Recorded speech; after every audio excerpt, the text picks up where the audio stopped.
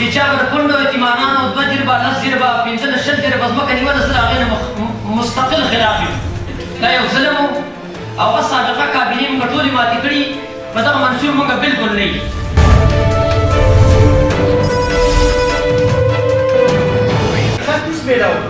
وی په 27 تاریخ باندې راغلي 3 سلور 3 په فصل زمانه او ډیس پی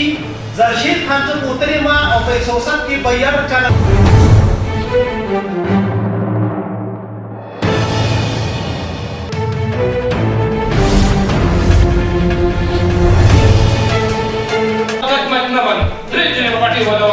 چې د قرآن واورې د باغ مونږه پټوالي وګرځول د سپاس واسطې په لاس لاړ وتښتېد میدان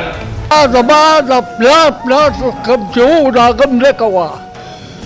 بیا زما پلار هغه وپاڅه زما پلار ته په حواله کړه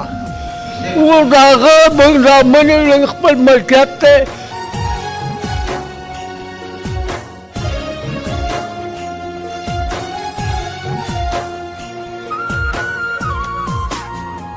کله موږ زما لاسونه په خپله مځکه دي کله وایي تاسو باندې په کورونو ډزې وکړې هلکه په لو کې ته تپوس کوي د ډزو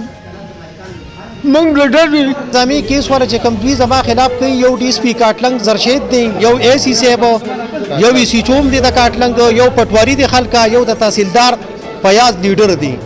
د تاپر ما یو طرفه کیس وړي وزستانه کیس نه لم ولې زمانہ کیس نه لري با په دغه کې اوس اپیل مې ولماتاو ما وته خارجي کا چې د مخ کې لاړ شم او دا غوښتنه کوم چې دا یو طرفه دغه کړی دی به دا یو طرفه دی کینسل شي دا دخل موږ نه منو وارث خان خبرې کوم د لونخوړ جنگ شاملات خټکو کلینا مرکزی نائب صدر مزدور کسان پاټي زمونږ د انتظامیین دا مطالبه ده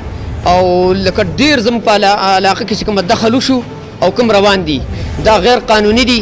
دا نه د پاکستان د عین قانون مطابق دي نه د پاکستان هیڅ قسمه دلیل د دې نشته او چې څومره زم په علاقه کې دا ورنټ دخل مقرر شوی دی نو انتهایی ظلم دی او په دغه کې دوباره انکوایري مقرر شي.